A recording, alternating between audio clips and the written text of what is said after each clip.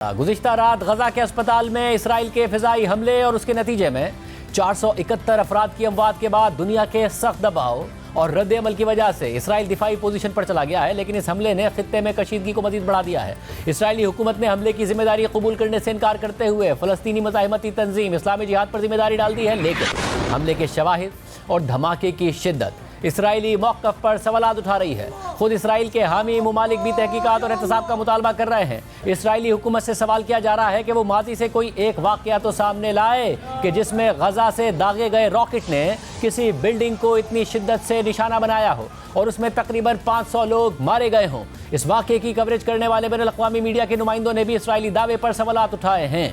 सिर्फ मीडिया ने ही निशानदेही नहीं की बल्कि खुद इसराइली मौक़िफ़ में भी तज़ाद नजर आया। कल जैसे ही इसराइल की तरफ से गजा के अस्पताल पर लर्ज़ाखेज़ हमले की खबर मीडिया पर चली तो इसराइली वज़ीर आज़म नेतन्याहू की डिजिटल टीम के रुकन हनानिया नफ्तली ने फ़ौरन पोस्ट कर दिया कि इसराइली एयरफोर्स ने गजा के एक अस्पताल के अंदर हमास के ठिकाने को निशाना बनाया है जिसमें बड़ी तादाद में दहशतगर्द मारे गए हैं। मगर कुछ देर बाद ही इसराइली वज़ीर आज़म और फ़ौजी हुक्काम ने हमले की जिम्मेदारी लेने से इनकार कर दिया और फ़लस्तीनी मज़ाहिमती तंजीम पर ही जिम्मेदारी डाल दी। तो हनानिया नफ्तली ने भी अपनी पोस्ट डिलीट कर दी और बाद में एक और पोस्ट में अपने मौक़िफ़ से पीछे हट गए। अक़वाम मुत्तहिदा के लिए फ़लस्तीन के नुमाइंदे ने इसी पोस्ट का हवाला देते हुए कहा कि नेतन्याहू एक झूठा शख्स है जो नैरेटिव बदलने के लिए फ़लस्तीनियों पर इल्ज़ाम लगा रहा है। ये भी वाज़ेह रहे कि कुछ दिन से इसराइली फोर्सेस गजा के अस्पतालों पर हमलों का इशारा दे रही थी और कई अस्पतालों को खबरदार कर रही थी कि वो फौरी तौर पर खाली किए जाएं। इन अस्पतालों में अल अहली अरब अस्पताल भी शामिल था जिससे इसराइल की तरफ से बाकायदा वार्निंग्स भी दी गई थी। गजा के एक सीनियर हेल्थ ऑफिशियल के मुताबिक इसराइल ने 14 अक्टूबर को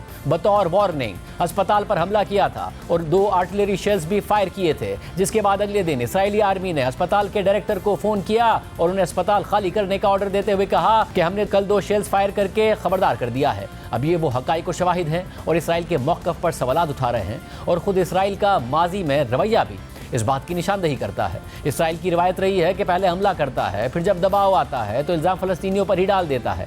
11 मई 2022 को मगरबी किनारे में इसराइली फोर्सेस के फ़लस्तीनी कैंप पर रेड की कवरेज करने वाली अल जज़ीरा की सहाफ़ी शीरीन अबू अक़ले को कत्ल कर दिया गया, जो अमरीकी शहरी भी थी। उनके कत्ल पर आलमी सहाफ़ती इदारों और इंसानी हुकूक की तंजीमों का सख्त दबाव आया।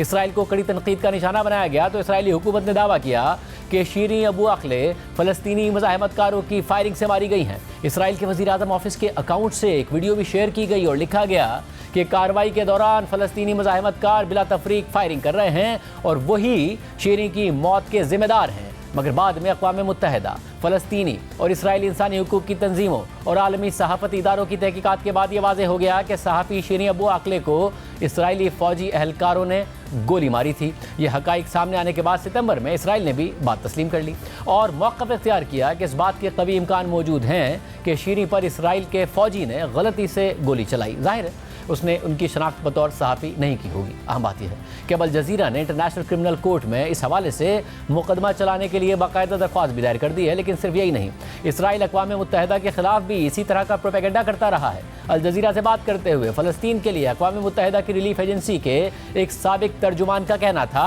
कि इसराइल की तरफ से गजा के अस्पताल पर हमले की जिम्मेदारी लेने से इनकार करना कोई सरप्राइज़ नहीं है। इसराइल की डिसइंफॉर्मेशन फैलाने की एक तारीख़ रही है, यहाँ तक कि वो अक़वाम मुत्तहिदा से मुताल्लिक भी ऐसा करता रहा है। 2014 में इसराइली वज़ीर आज़म के तर्जुमान और डॉक्टर्स ने अमरीकी टीवी पर एक लाइव वीडियो नशर कराई और दुनिया के सामने प्रोपेगेंडा किया कि अक़वाम मुत्तहिदा के ज़ेर इंतज़ाम स्कूलों से शिद्दत पसंद रॉकेट हमले कर रहे हैं। लेकिन बाद में अक़वाम मुत्तहिदा और दीगर एजेंसियों ने तहकीकात की तो ये सब बकवास साबित हुआ। अब इसराइल ने गुज़िश्ता रोज़ गजा के अस्पताल पर हमले से मुतालिक भी यही रवैया इख्तियार कर लिया है, जिसकी वजह से इसराइली हुकूमत को अरब ममालिक समेत पूरी दुनिया से सख्त रद्द-ए-अमल का सामना है। अस्पताल पर हमले को कत्ले-आम का नाम दिया जा रहा है, मगर सिर्फ अमरीका है जो इसराइली मौक़िफ़ की तायीद कर रहा है। आज अमरीका ने दूसरी बार सलामती काउंसिल में गजा में जंगबंदी की करारदाद को वीटो कर दिया। इससे पहले आज अमरीकी सदर ने इसराइली वज़ीर आज़म के साथ तल अवीव में मुलाकात के दौरान उन्हें मुखातिब करते हुए गजा के अस्पताल पर हमले से मुताल्लिक कहा कि मैंने जो देखा है उससे ज़ाहिर लगता है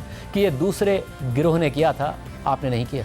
बाइडेन ने नेतन्याहू से यह भी कहा कि अमेरिका इसराइल को वो सब कुछ फराहम कर देगा जिसकी उसे अपने दिफा के लिए ज़रूरत है। दूसरी तरफ इसराइल और हमास के दरमियान हालिया जंग में अमेरिका को अपनी पोजीशन की वजह से मशरिक़ वस्ता में आला सतह पर मुसलसल सर्द महरी का सामना करना पड़ रहा है। अमरीकी सदर ने आज इसराइल पहुंचने के बाद उर्दन जाना था, जहां उन्होंने हालिया सूरत हाल के हवाले से 4 मुल्की कॉन्फ्रेंस में शिरकत करनी थी, जिसमें फ़लस्तीनी सदर और मिस्री सदर भी मौजूद थे। अमरीकी सदर मशरिक़ वस्ता में अपना असर सूख दिखाना चाह रहे थे, जंग के फैलाव को रोकने का पैगाम देना चाह रहे थे, लेकिन कल गजा के अस्पताल पर इसराइली हमले के बाद अरब ममालिक का शदीद रद्द अमल सामने आया। अमरीका और इसराइल के खिलाफ शदीद गम और गुस्से का इजहार किया गया, जिसके बाद उर्दन ने अमरीकी सदर के आने से पहले ही ये कॉन्फ्रेंस मनसूख कर दी। फ़लस्तीनी सदर ने भी इस कॉन्फ्रेंस में शिरकत से इनकार कर दिया, लेकिन आज अमरीकी सदर ने इसराइल का दौरा किया और इसराइल की जारहाना कार्रवाइयों के साथ खड़े नजर आए। लेकिन दुनिया के दीगर ममालिक अस्पताल पर हमले की सख्त मजम्मत कर रहे हैं और तहकीकात का मुतालबा कर रहे हैं। सऊदी अरब और ईरान का सख्त रद्द-ए-अमल सामने आया है। खबर रसां एजेंसी के मुताबिक जद्दा में OIC के इजलास के दौरान ईरान ने तजवीज़ दी है कि OIC के अरकान इसराइल के लिए तेल की फराहमी बंद कर दें और उस पर पाबंदियां लगा दें। साथ ही तमाम इसराइली सफ़ीरों को मुल्क बदर कर दिया जाए। सऊदी अरब ने कल रात ही बयान जारी किया था और कहा था कि सऊदी अरब इसराइली काबिज़ अफवाज की तरफ से गजा के अस्पताल पर हमले की शदीद मजम्मत करता है। यह खतरनाक पेशरफ्त बैनुल-अक़वामी बिरादरी पर लाजिम करती है कि वो इसराइल के जराइम के मामले पर बैनुल-अक़वामी इंसानी कानून को लागू करने में दोहरे मयारात को तर्क कर दें और इसराइली काबिज़ फोर्सेस को आलमी कवानीन की खिलाफ वर्जी का जिम्मेदार ठहराएं।